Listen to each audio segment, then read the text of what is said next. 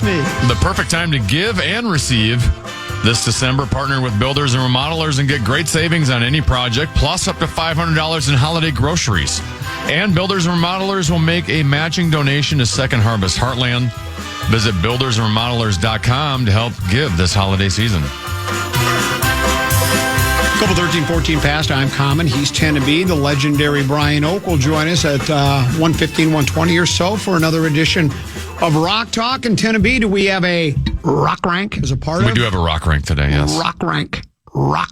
That'll be coming your way during Rock Talk. Mark Rosen just before 2. However, right now it's time for 5, 3, 4. Time now for 5 questions. Well, actually 3, but 5 sounds like more than 4. Question number 1. It's now time to take an in-depth look at the welfare of the wolves.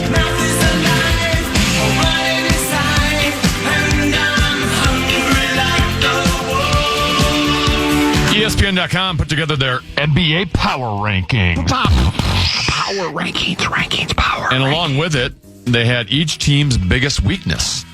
Okay. They have the Wolves ranked number 9. I would say effort. And for their biggest weakness, they say it's defense without Gobert. Here's what they wrote. Rudy Gobert may not quite be the dominant force he once was, but he's still a very good defensive player. And the Timberwolves don't have a lot of success at that end of the court when he's not involved. When Gobert plays, Minnesota has a 108.6 defensive rating, better than any team but the league-leading Thunder.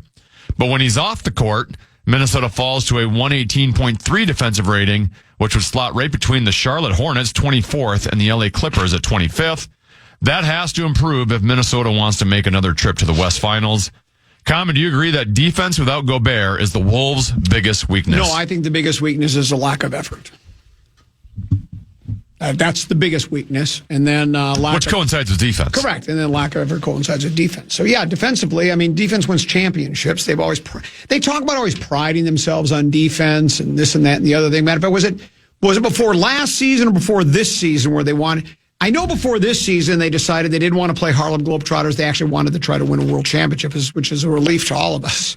I can go watch the Harlem Globetrotters if I want. I'm not watching. I want to watch an NBA team try to win a championship. So I'm glad you decided not to do that.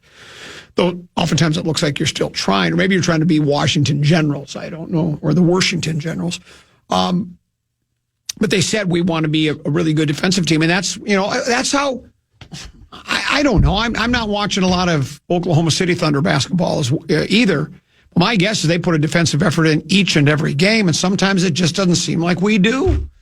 So yeah, defense is probably is probably the number one reason why. And because defense, you've heard me say this many times, Tennessee. I think particularly in basketball. I mean, I know there are different schemes, and I know you have zone defenses and man-to-man, and you do this and you do that, in a box and 1, and a square and 2, and a rectangle and 4.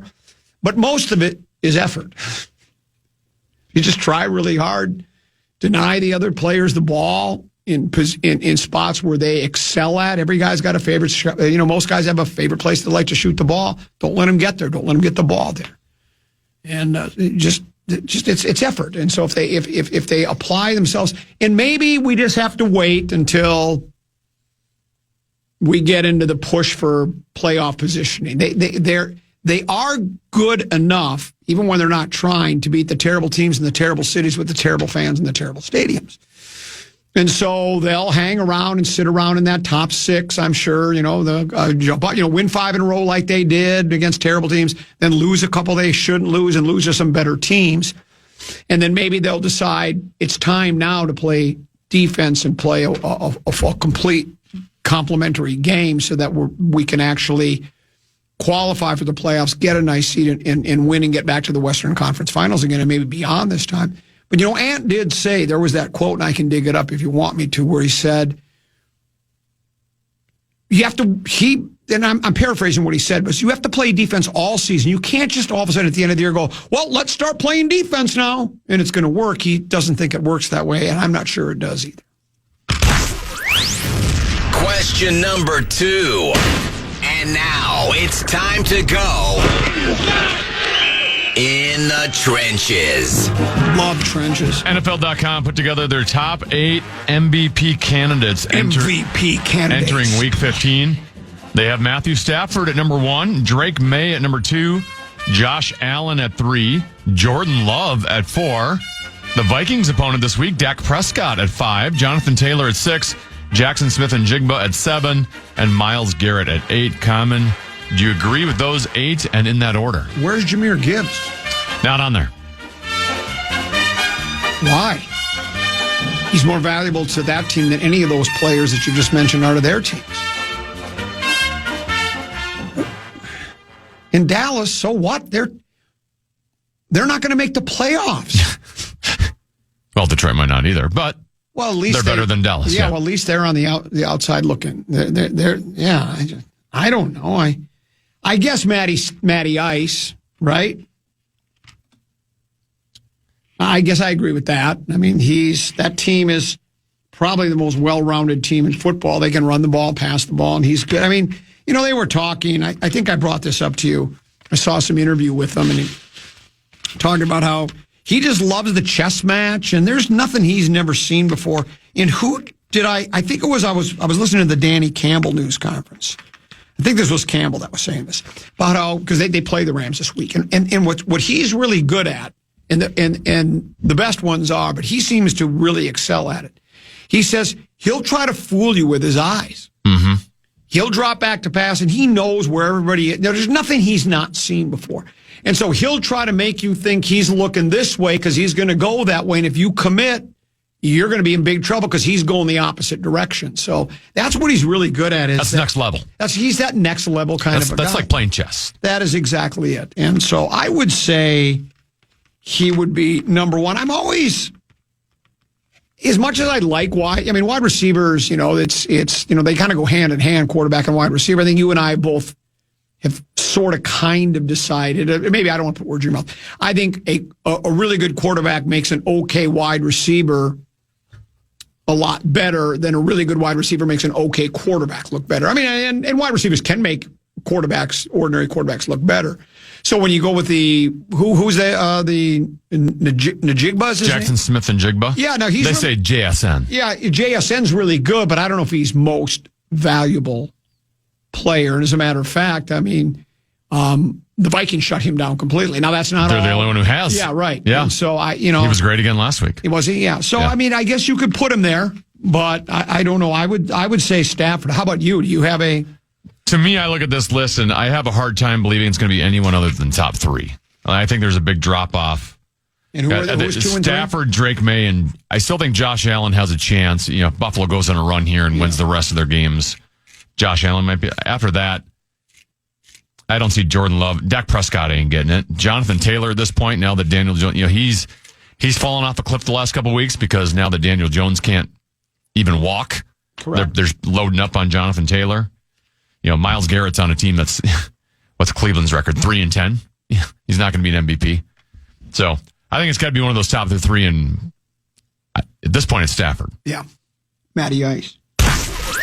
Quick one. Question number 3. And now it's time to go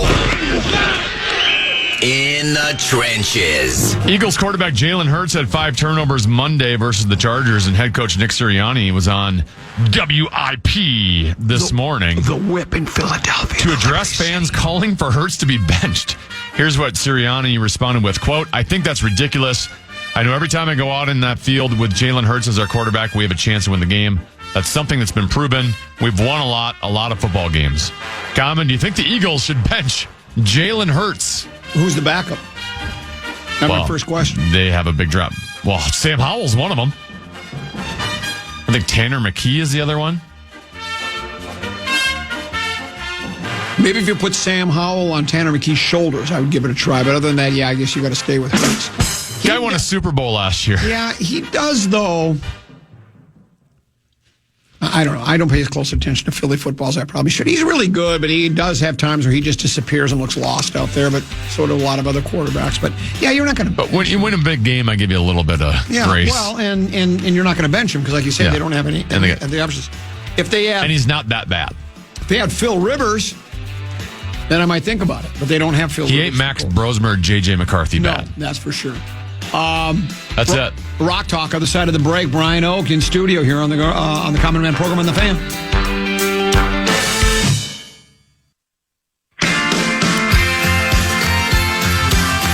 Minnesota, the state of hockey, hosts the World this winter. The 2026 IIHF World Juniors bring the best young talent from across the globe to our backyard. Be part of the celebration. Get your tickets now at mnsportsandevents.org. Double 13-14 past. I'm Common. He's going to be. Brian Oake now joins us in the studio. I don't believe it. I've had 6-7 people tell me that you have a podcast. Is that true? When did you start this podcast? I mean, it must be relatively new. No. In fact, I started it just over 6 years ago. Oh, my God. We just celebrated our 6th anniversary last month. And we also, I literally coming from there right now, just recorded episode 538. That is 538 45-minute to hour-long missives about the Twin Cities, about Twin Cities music, the restaurant scene, entrepreneurs, the art and performance scene. It's really focused on Minnesota and the amazing, incredible talent that we have here. And we decided that a pretty long time ago that we weren't going to try to compete in the upper echelons. You know, we weren't ever going to get all the biggest national artists. And we've had some national artists in, but we really wanted to kind of hyper focus on this area and how rich it is. And we figured that's where we could do the most good. And our numbers are better than you'd expect. I do it for a living now. Yes. So it's great and it's going very well. And you can find it on the free iHeartRadio app.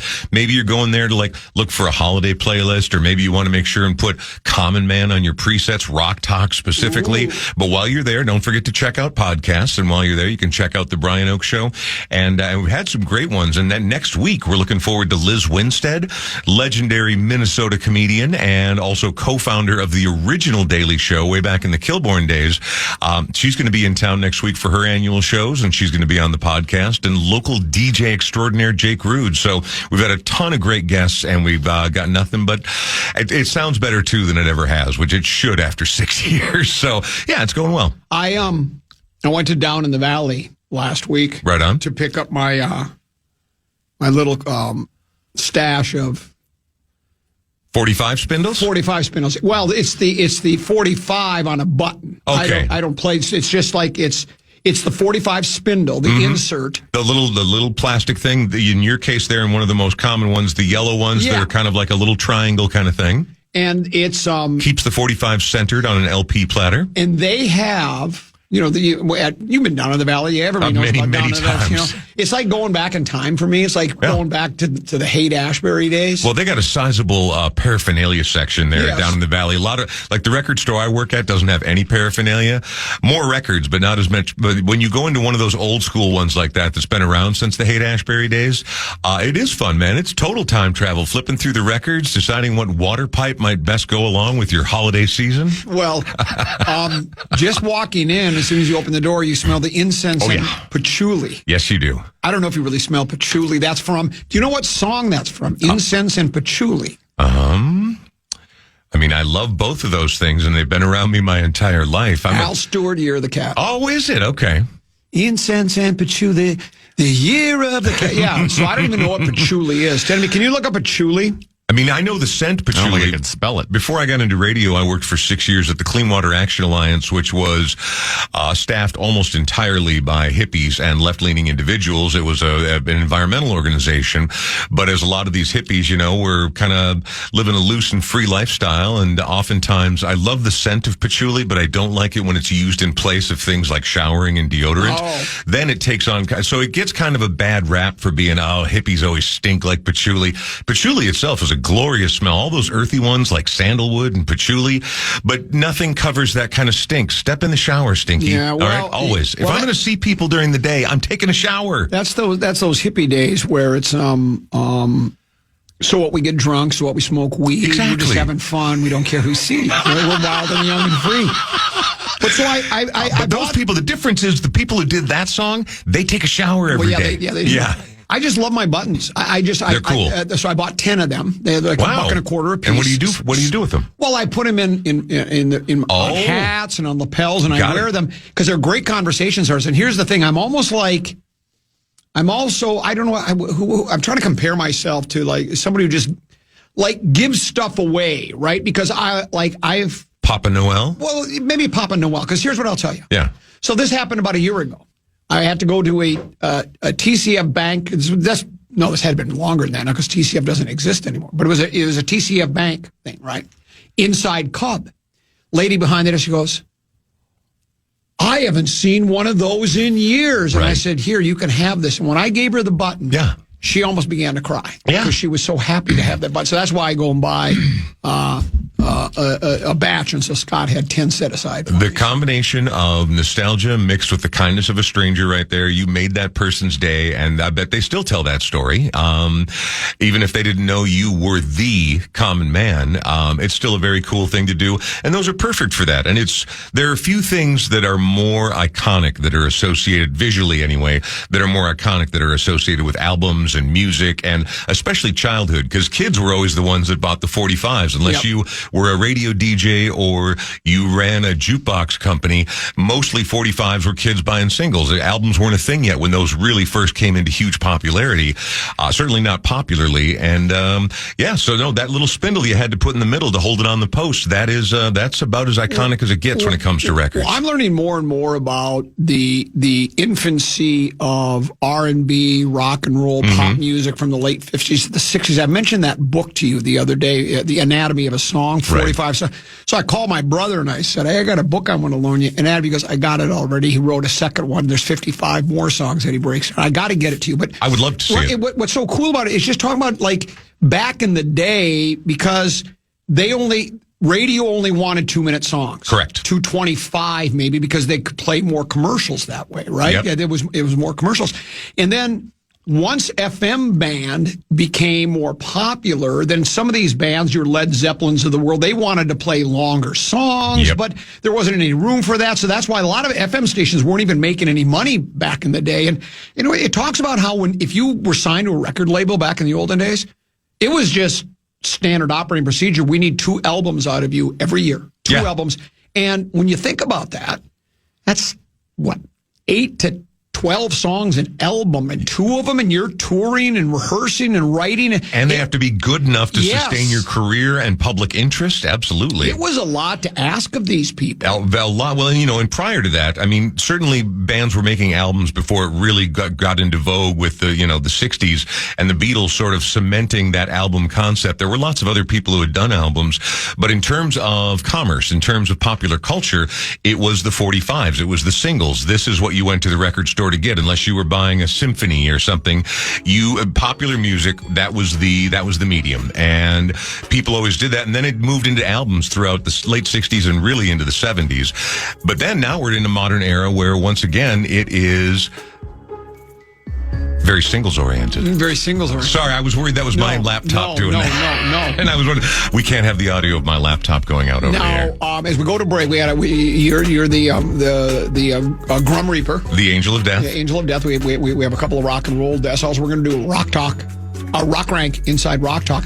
But one last thing about that book, just quickly. And I wish I'll skim through it next week and have the name of the song for you. There was a song, and I can't remember which one it was, but it ran like 3:45, and 3 minutes and 45. Say, oh my gosh, you can't run a song that long. Right. So the record producer guy, you know what he did? He just wrote 3:05 on the label. So and nobody knew because nobody timed it. Nobody's timing it. So he just said, I can fix that. So we put, instead of 3:45 for the time, he put 3:05. See, that's brilliant. Right now I want to read that book even more, because that's the kind of stuff I love to hear about. It's so cool. We'll take a break. We'll come back with more Rock Talk here on the Common Man program with Common Tinneby and Brian Oak here on The Fan.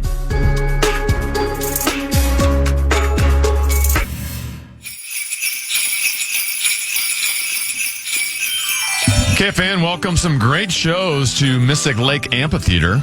Guns N' Roses will be there August 8th. Lynyrd Skynyrd and Foreigner will be there August 16th. And Motley Crue will be there August 21st. Get the complete details on all upcoming shows on the concert page at KFAN.com, keyword calendar.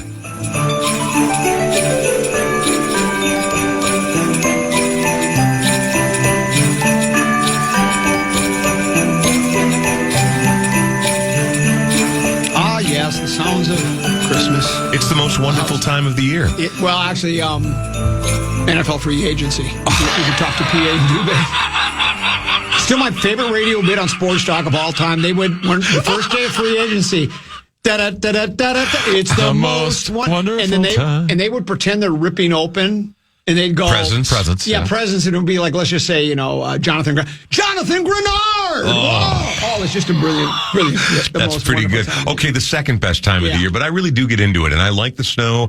That's why I drive a truck, and I like the snow and this time of year, and I love holiday music. My collection of holiday music is getting unwieldy. It's great. It's fun. Yeah. Mel Torme and Edie Gourmet.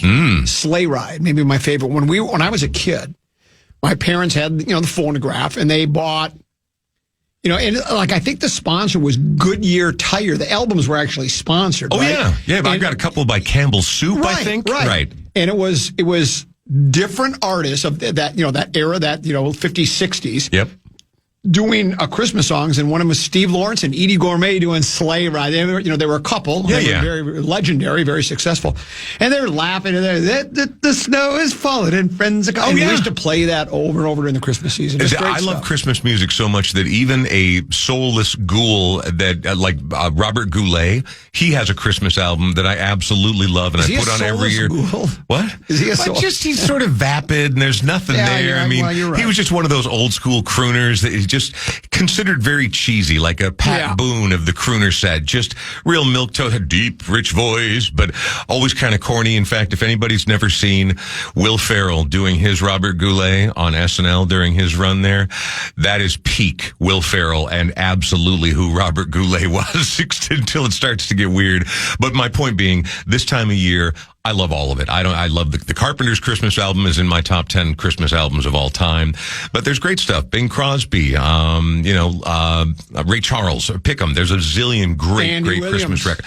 I don't mind Andy Williams. Again, the Christmas I don't want to hear him the rest of the year, but it's the holiday season. That I could listen to, well, I do, every Christmas. Every Christmas. You are the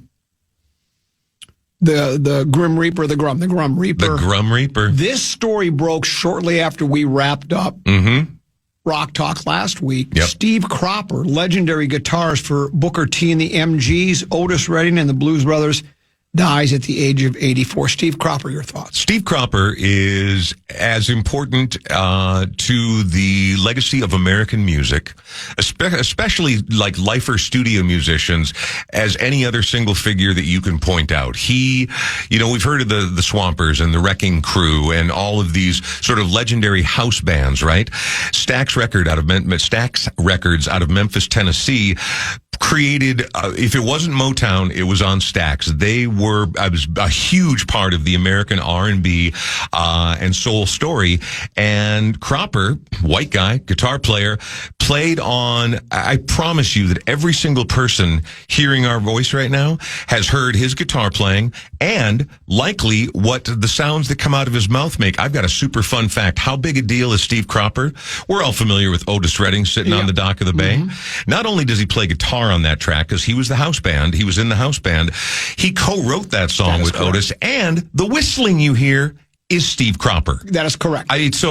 This guy was there for these key, incredible moments throughout a really influential period of American music, a place where you wouldn't expect to necessarily find a white guy, especially in the 50s and 60s, but there he was alongside some of the all-time greats and just some of the other people in Stax that he played on their records. The list is incredible. Albert King, Booker T and the MGs, as you mentioned, Eddie Floyd, who did the original Knock on Wood, Isaac Hayes. Yeah, kids, the same Isaac Hayes from the early days of South Park.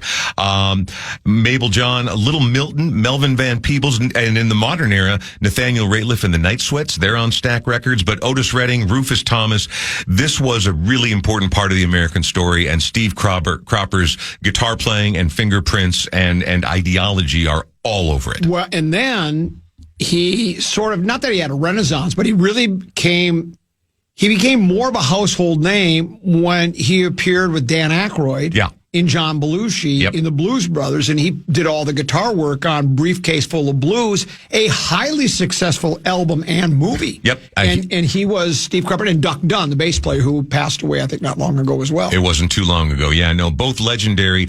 And there's a reason that Cropper was invited to be in the Blues Brothers band, because Dan Aykroyd's love of old blues and old soul has obviously been evidenced for many years. It's why the Blues Brothers happened, why he put it together. And so when it came time to do a major motion picture and to have a proper band that would tour and do these things, he handpicked this incredible Blues Brothers band, including Steve Cropper. And because that movie and the legacy of the Blues Brothers is so associated with Chicago, there are many Chicagoans who take very, very serious ownership over the legacy of Cropper, even though he did most of his groundbreaking and groundwork in Memphis, Tennessee. But no, much beloved, an important part of the American story of popular music, and just one of the guitar players that even if you couldn't pick out an individual lick, everybody has heard the work of Steve Cropper. Well, I wish I took better notes, because in one of the many stories I read about him and the people, the odes out to him, somebody called him one of the top 3 guitar players of all time. That's how good he was. And that person probably would be in a better position to know than you and I, but you don't get to be the house guitarist, the main guitarist in the house band of a massive label like Stax was in the 60s, without being absolute. And the great thing about those, like, Carol Kay, just all these different people you hear about, they can sit down and play anything and not just, kind of bumble their way through it. They can sit down and make it sound like they've been playing that their whole life, like a masterwork. So I don't know how you would rank that sort of thing, but I'm not at all surprised to hear that he was held in that high regard, because you don't get to have that legacy. You don't get to take part in that part of American musical history without being genuinely amazing. Well, Variety wrote, Cropper was best known to the public for his distinctive economical lead/rhythm work in the hit-making interracial instrumental combo Booker T and the MGs, but his playing also fired dozens of tracks, some of which he produced or injured with Stax Records, as you mentioned, with Otis Redding, Wilson Pickett, Sam and Dave, Rufus and Carla Thomas, and Eddie Floyd. I mean, the names just go on and on and on. And it's like those house bands that you talk about. You talk about the Wrecking Crew and all these people. They played for everything. Larry Carlton played. He's played on almost everything I've ever heard. But as far as Larry Carlton, the solo artist of his own, right? I'm sure he has albums, but it's not like the work that they've done with, household names. Well, that's not his lasting legacy. Right. He got to do, they get to do those kind of side projects or other sort of vanity projects, for lack of a less insulting term. They get to do those because of the legacy they've built around doing what they do. Look, everybody's good at something, right? And if you are the guy who can pick up the guitar and fit in with any combo at the highest level, then that's who you are. And there's no shame in that at all. This was in 1996. Here, I found the quote. 1996, British Music Monthly, Mojo. We're all familiar with Mojo. I am familiar with Mojo, but yeah, sure. Named him the second greatest guitarist of all time behind Jimi Hendrix. Wow. The publication said, Cropper puts everything he's got, which is considerable, at the disposal of the artist in the song. Yeah. Metronome crisp timing, deadly accurate chops, earth-moving bottom-line riffs, sharp, nasty little licks and grace notes. His solos never outstay their welcome or leave you wanting less. That's a person who obviously writes about music for a living, because I couldn't put it that well. But it speaks to the fact that if you're going to be one of these gunslingers, one of these studio aces, that you have to be good at everything, and you have to be adaptable, and you have to serve both the song and the artist who has come in with that song. Your job is to make it amazing, and he clearly did that dozens, if not hundreds. Hundreds? Hundreds of times. How about, you said there was another Grim Reaper report, and I'd not heard of this person or the group. Anybody who's not really into Americana or this particular wing of country, this is going to be a brand new name to you. But there are people out there, including the Grammys and the music establishment. A band called the Mavericks has been crafting this special homegrown mix of Americana and country for many, many decades. And the main guy behind the universally loved and revered and admired Raul Malo died last week at the age of 60, taken taken too early by colon cancer. But he, among the music community, is revered as one of the great American songwriters of the last 50 years. Certainly one of the great players. In fact, the night that he was in the hospital and about to lose his life, his whole family was in town in Nashville. He was supposed to be at the Ryman for 2 nights because there was a 2-night-long celebration of all this country music and Americana glitterati there to pay tribute to him specifically. And of course, he goes into the hospital and he can't make it to either of them. But his band, the Mavericks, after the second one, went to his hospital room and played him one final concert before he passed. But this guy's a big enough deal in the country music world that he was having a 2-night tribute to him and his music and his legacy at the Ryman, which is the Vatican of country music in this country. And so, yeah, Raul Malo gone too early. And if people are ever in the mood for that kind of cool, mellow American country music, I would absolutely recommend checking out the Mavericks. Without further ado, Teneby, it's time for Rock Rank. Rock Rank. Rock Rank. Rock Rank. Rock Rank. Rock Rank. Here's Teneby releasing it. Rock Rank. Rock Rank. He really gets into the last one. Rock Rank. Well, he knows how to He punctuate finally a turns it promo. on. Yes. He knows how to, like you say, exclamation mark at the end. What are we doing for Rock This Rank? one took a little bit of an explanation, but I think Oak seemed to figure out what I wanted him to do. Immediately. I know exactly what you wanted. I want Brian Oak's top 5 favorite artists or bands that you would hear on like a City Sampler. If you know what the City Sampler was back in the day. Okay. Kind of like that singer-songwriter, acoustic, that kind of sound. So, real quick elevator speech for people who don't know what the Sampler is. Cities 97 for more than 25 years put out an end of year CD that was an amalgamation of the music that represented the station that year. In its earliest days, it was just licensing songs by artists that the station played. But as it moved on and Studio C became a bigger thing and more artists came by to play, we would collect these Studio C performances. And at the end of the year, it would be a combination of our wish list and what we were able to get the licensing rights to be able to put together this CD. It would go on sale at area Target stores. It would sell out that day, 30,000 copies. There was never enough to go around. We couldn't make more than that because we were asking the artists and the labels to give up their rights to these songs to raise money for charity. But it raised tens of millions of dollars over the years. So I was very, very fortunate for the bulk of the second half of the City Sampler run to be in Studio C when all these artists came through. So I have a very unique perspective because not only did I get to sit 5 feet away from truly great artists, major names too, but right? pick their brains apart. Well, and we'll get to those too. So I'm picking my favorite 5 who have come through and ended up on the Sampler with their Studio C performances. But this is leaving out dozens of incredible artists who appeared on multiple samplers. But coming in at number 5, while a lot of people may laugh at or dismiss their music, they were in Studio C in my tenure at Cities, which was almost 20 years. The Archies? Nope, they never came in. I would have welcomed them with open arms, but no, the San Francisco band Train. Oh. Ooh. Now, Train were some of the nicest people I've ever met. They knew how to Studio C, whether it was us just sitting down doing a private interview or there was a packed house there. This is a group that knows how to perform in that environment. Yes, they can play in huge theaters, but they could command a small room like that. They were super funny. They were super poignant, and they ended up on a lot of different samplers because they were essentially, for a brief time, the house band, basically, of Cities 97. What's their biggest songs? I know one. Oh, there's a ton of them. Drops of Jupiter was their first big coming out party. They've had Hey Soul Sister. Pretty big. Ain't that Mr. I don't know what the song is about, but there's again. I know. I always so I got to know Pat over the years, the lead singer, and I always kind of poked fun at him, like, your lyrics are pretty oblique, man. You're not really saying anything here.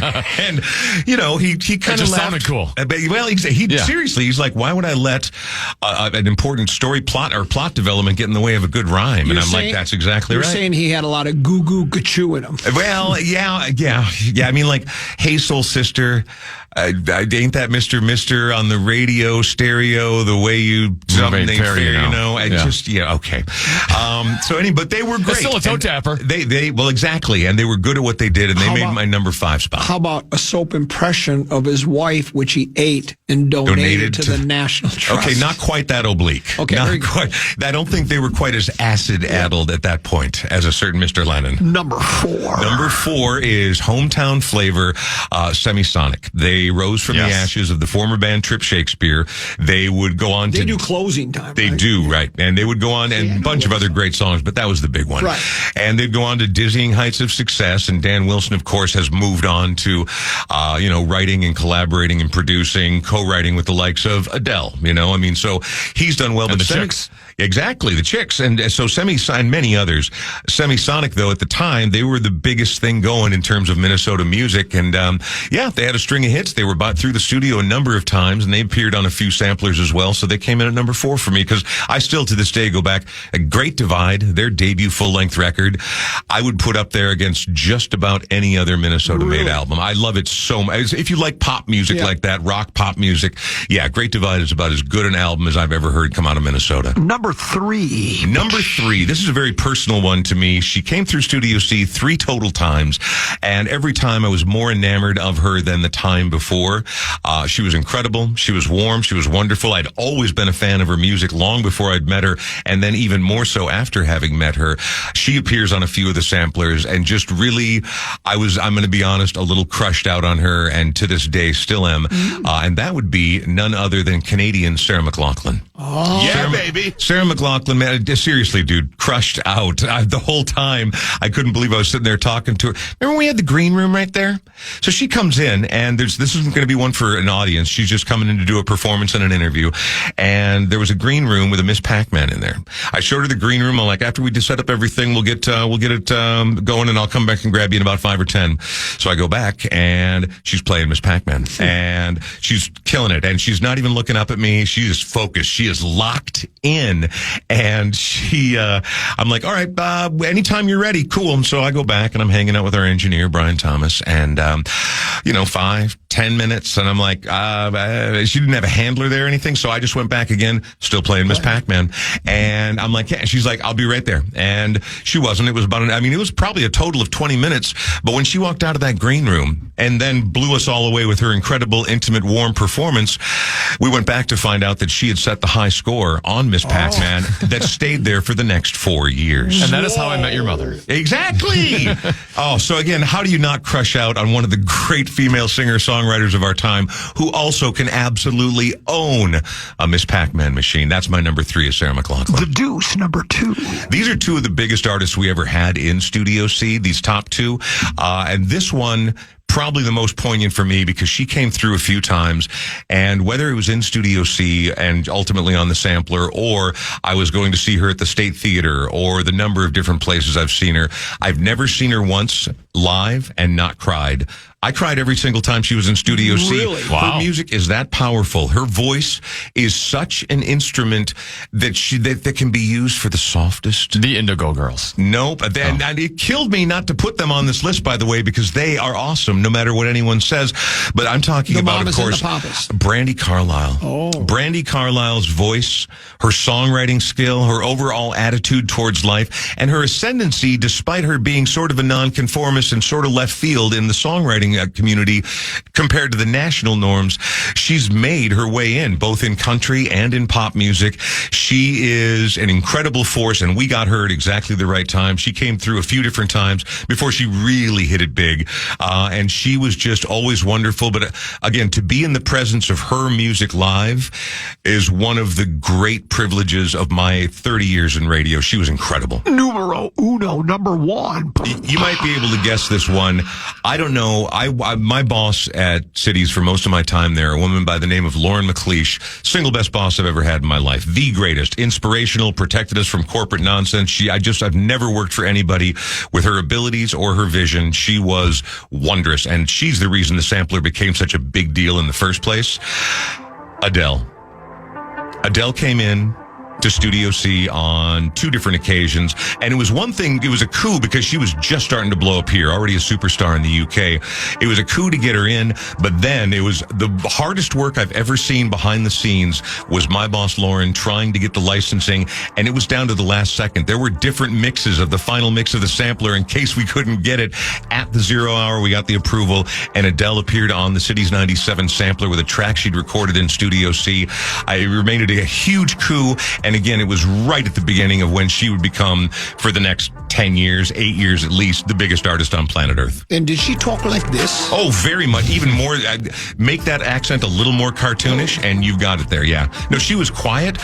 First time through, a little dowdy, real reserved, very kind of sing-songy British accent, working-class British accent. And then all of a sudden, the voice would open up, and again, you knew you were in the presence of greatness. What was her the second time she came back, was that after 17, 21, 35, 48? Didn't she name her albums numbered, right? It was after 67. After 67. Yeah. Yeah, 67. I always love that one. Always good to see you. Great to see you, too. And thanks for coming in again. And then you'll be back next Wednesday for Rock Talking again if people want your podcast. It's the Brian Oak Show podcast. 530 plus episodes available out there, and you can get it through the free iHeartRadio app. Stay warm this weekend. Frigid temperatures. We'll see you next Wednesday. We'll take a break. Come back. That's Rock Talk. Up next, Mark Rosen here on The Fan.